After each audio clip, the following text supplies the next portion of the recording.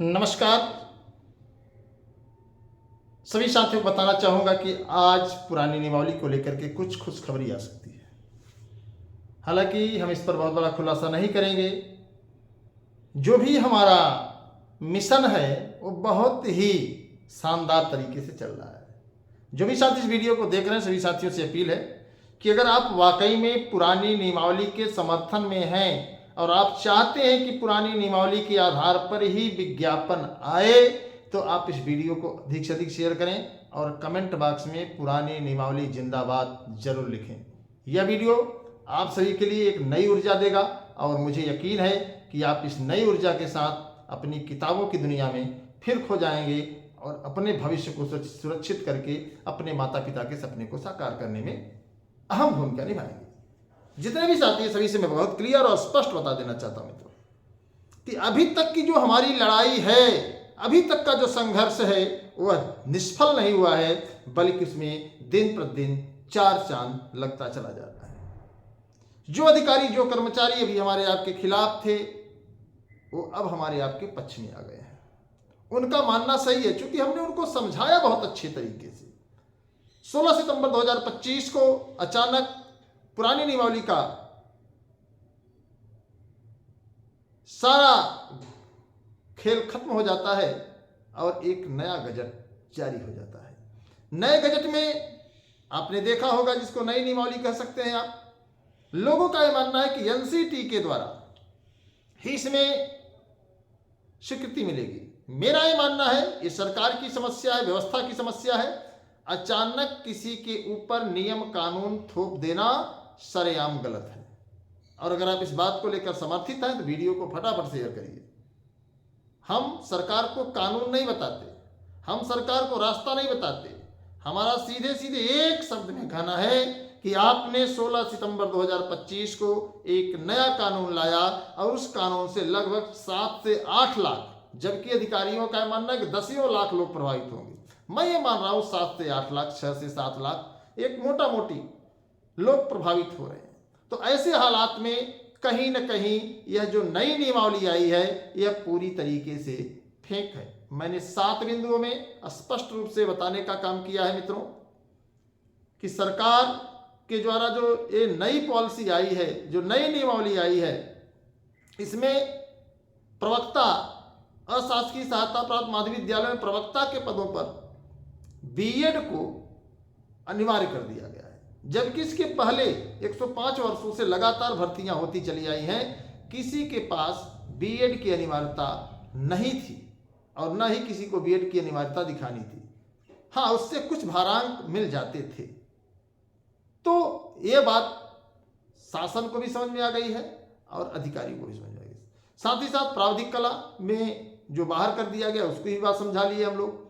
इतना नहीं, आपको बता दें, हिंदी, जिन्होंने इंटर में संस्कृत विषय नहीं पढ़ा था वो हिंदी का शिक्षक नहीं बन सकता।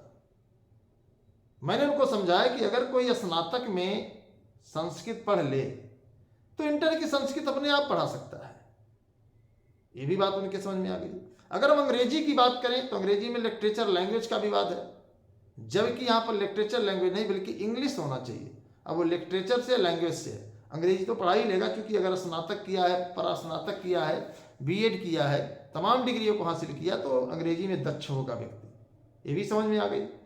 अगर हम बात करें संगीत की प्रभाकर को लेकर के तो उसमें बीएड की कोई जरूरत नहीं है। साफ साफ प्रशासन अधिकारी भी कह रहा है कि अब एनसीटी ने बनाया है तो उसको हम देखते हैं, लेकिन जरूरी नहीं है। तबला बजाने वाले को बीएड की क्या जरूरत है यार।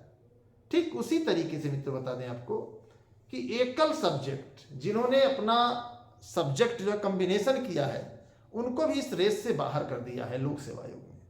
तो इसको भी हम समझाने में सफल रहे और मुझे जहां तक लगता है खेल एवं शारीरिक शिक्षा में भी आप जानते ही हैं तो सारी चीजें हमने बाकायदा लिखित रूप से दिया है और उस पर गंभीरता से मंथन चल रहा है। रात शाम तक हो सकता है कि कुछ बेहतर हो जाए अगर कोई बीच में रोड़ा नहीं आता है तो, क्योंकि हम किसी चीज को एकदम कॉन्फिडेंस के साथ नहीं कर सकते। और आज की सूचना आप लोगों को है ही कि हम आपसे हनुमान मंदिर के बगल बस अड्डे के पास मिलेंगे 12 बजे और वहां हम लोगों की रणनीति बनेगी। तो आप लोग इस वीडियो को शेयर जरूर करिए, क्योंकि जो लोग प्रयागराज में, दूर के साथी तो नहीं आ सकते, बारिश भी हो रही है, लेकिन जो लोग प्रयागराज में हैं, ये उनकी नैतिक जिम्मेवारी है कि वो लोग आए। और हम लोग जो लगातार एक एक कदम बढ़ा रहे हैं, यह कदम हमारा बहुत ही सफल है। मैं इस बात को लेकर के बहुत प्रसन्न हूं कि जिन भी साथियों ने युवा मंच टीम पर भरोसा किया है और उन्हें अब उम्मीद दिखने लगी है, अब उन्हें उम्मीद हो गई है कि अब किसी न किसी दशा में पुरानी नियमावली बहाल होगी। अब जब पुरानी नियमावली बहाल होगी मित्रों, तो मेरा ये कहना नहीं कि मेरा जीएस बहुत अच्छा है इसलिए जीएस लगना चाहिए। मेरा सीधे सीधे कहना है कि जब ओल्ड तो ओल्ड, मैं प्रयास करूंगा और मैं दावा नहीं करता, मैं कोशिश करता हूं। और मेरा सीधे सीधे कहना कि अगर आपका साथ है, अगर आप मेरे साथ हैं, अगर आप मेरे संघर्ष में शामिल हैं, तो यकीनन सरकार को झुकना पड़ेगा। मैं आपको बता दूं मित्रों कि अभी आपने देखा होगा जेन अल्फा ने भी बड़ा आंदोलन खड़ा कर दिया है जेन जी की तरह।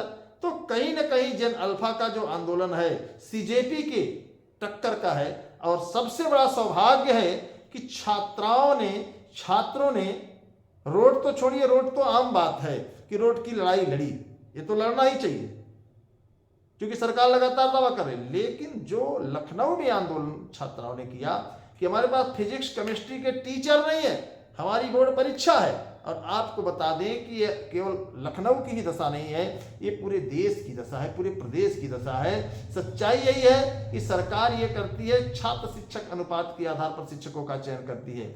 जीआईसी कॉलेजों में, जीआईसी विद्यालयों में मैं आपको बता दूं कि अगर आपके इर्द गिर्द है, अगर वो इस वीडियो को आप इतना शेयर करिए कि वो बच्चे भी जाने कि हमें भी अपने अधिकार के लिए संघर्ष करना चाहिए। हमें भी विद्यालयों में जो शिक्षकों की कमी है, जिस भी विषय के शिक्षक नहीं है, उसकी डिमांड करनी चाहिए, उसकी मांग करनी चाहिए।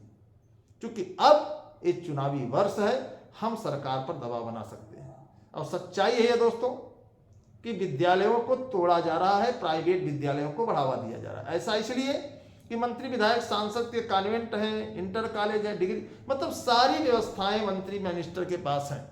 आम जनता के पास कुछ नहीं है। तो आम जनता के पास सिर्फ और सिर्फ है कि अपनी आवाज इस लोकतंत्र में उठाएं। और मैं उन तमाम बहनों को, तमाम भाइयों को धन्यवाद दूंगा जिन्होंने लखनऊ राजधानी जैसे शहर में अपनी आवाज मजबूती से उठाई और उन्होंने कहा कि हमें शिक्षक चाहिए। अर्थात कहने का मतलब जो सरकार ये बहाना कर रही थी कि शिक्षकों की पर्याप्त संख्या है, शिक्षकों की कमी नहीं है, आज वही सरकार इस बात को स्वीकार कर रही है कि विद्यालय में शिक्षकों की सर्वाधिक कमी है, हर विषय के शिक्षक नहीं है। आपको बता दें शिक्षकों का ये मानना है, बहुत स्पष्ट शिक्षकों का ये मानना है जो वहाँ विद्यालय में पढ़ा रहे हैं कि 20 बच्चे, 30 बच्चे, 40 बच्चे, 50 बच्चे, 60 बच्चे हैं, तो सरकार ने जो क्राइटेरिया निर्धारित की है 2 शिक्षक 1 शिक्षक, तो ये नहीं होना चाहिए।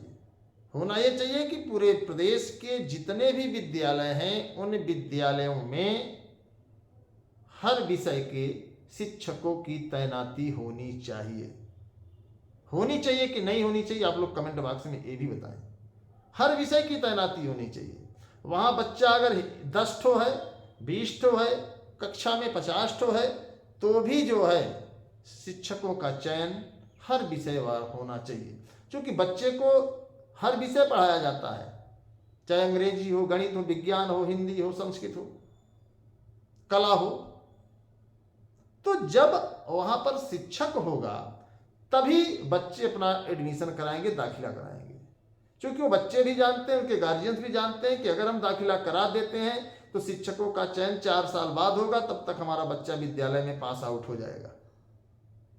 तो कहीं ना कहीं ये बहुत अच्छा है। और जेन अल्फा ने जो एक माहौल बनाया है बहुत अच्छा बनाया है। मैं तमाम साथियों से अपील करूंगा कि आप लोग इस वीडियो को उन बच्चों तक पहुंचाइए, उनका हौसला बढ़ाइए। और इसी तरीके से प्रदेश में जितने भी विद्यालय हैं मैं उनसे अपील करूंगा कि अगर आपके यहाँ छात्र शिक्षक अनुपात पर मत जाइए, बच्चों को बताइए कि अगर फिजिक्स वाले मास्टर साहब नहीं हैं तो उसकी डिमांड होनी चाहिए, लोगों को सड़कों पर आना चाहिए, सरकार तक अपना संदेश पहुंचाना चाहिए। और ये बहुत अच्छी पहल है कि विद्यालय अब सवालों के कटघरे में आने लगे हैं। सरकार की जो नियमावली बदलने की नीति है, जो नियम कानून बदलने की नीति है, इसका खुलासा धीरे धीरे हो रहा है। तो ये हमारे आपके लिए बहुत सकारात्मक है। जो लोग रोजगार के लिए भटक रहे हैं उनके लिए भी सकारात्मक है, और जो लोग शिक्षा के लिए भटक रहे हैं उनके लिए सकारात्मक है। क्योंकि शिक्षा और रोजगार, स्वास्थ्य, युवा मंच टीम लगातार इस मुहिम को लेकर के चल रही है। तो सभी साथी, मैं चाहूंगा कि आप लोग स्वस्थ और मत रहे। हाँ, एक बात बता दें, हिंदी और अंग्रेजी विषय भी विवादित हो गया, और टीजीटी पीजीटी आप देख ही रहे हैं, तो टीजीटी खास तौर से यह भी विवादों के घेरे में चली जा रही धीरे धीरे। क्योंकि जैसे ही फाइनल उत्तर कुंजी जाती है तो कुछ न कुछ विवाद होता है, और ये विवाद माननीय न्यायालय के समझ चला गया। कहने का मतलब 2022 का विज्ञापन भी अब उलझने लगा है। इसीलिए रिजल्ट आने में, फाइनल रिजल्ट आने में, या कह दीजिए कि विद्यालय अलॉटमेंट आने में थोड़ा सा लेट लतीफ़ी हो रही है। इस बात को आप लोग समझिए और तैयार रहिए। आज हम लोग 12 बजे मिलेंगे, और पूरी उम्मीद के साथ हम लोगों का प्रयास धीरे धीरे चलता रहेगा, क्योंकि हम लोग बेरोजगार हैं, और बेरोजगारों की चाल धीमी ही होती है। उम्मीद करता हूं कि आप लोग स्वस्थ और मस्त होंगे, और नई ऊर्जा के साथ, नए जोश के साथ हम लोग मिलेंगे। और जो भी खबर होगी आपको युवा मंच यूट्यूब चैनल पर शाम तक बता दी जाएगी। आपको बहुत फ़ोन करने की ज़रूरत नहीं है। हमारी लड़ाई जिंदाबाद थी, जिंदाबाद है और जिंदाबाद रहेगी।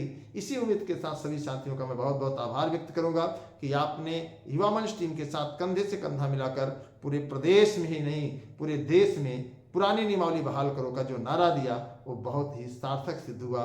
वरना हम आप तो एक एक विषय लेकर के उड़ते रहते हैं। इस बात को समझिए आप लोग।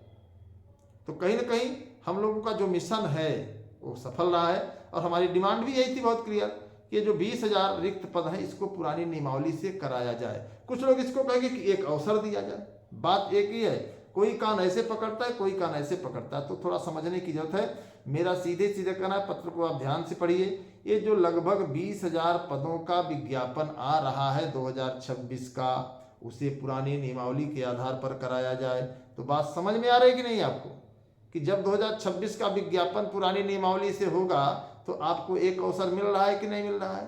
मिल रहा है तो कमेंट बॉक्स में लिखिए पुरानी नियमावली जिंदाबाद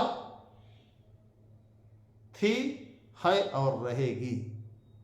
अगर आपके मन में कोई डाउट है तो आप कमेंट बॉक्स में जरूर विचार करें। बाकी चीजें हम आप मिल करके करेंगे, क्योंकि हम लोगों के मूवमेंट पर कई ऐसे जयचंदों की नज़र है कि हम प्रयागराज में जाने की घोषणा करते हैं तो कोई लखनऊ चला जाता है, कोई दिल्ली चला जाता है, कोई गुजरात चला जाता है। तो उससे हमें आपको विचलित नहीं होना है, क्योंकि आपको पता है कि संघर्षों के साये में इतिहास हमेशा बदलता है। जिस ओर जवानी चलती है उस ओर जमाना चलता है। तो जय हिंद, इंकलाब जिंदाबाद। मिलते हैं 12 बजे।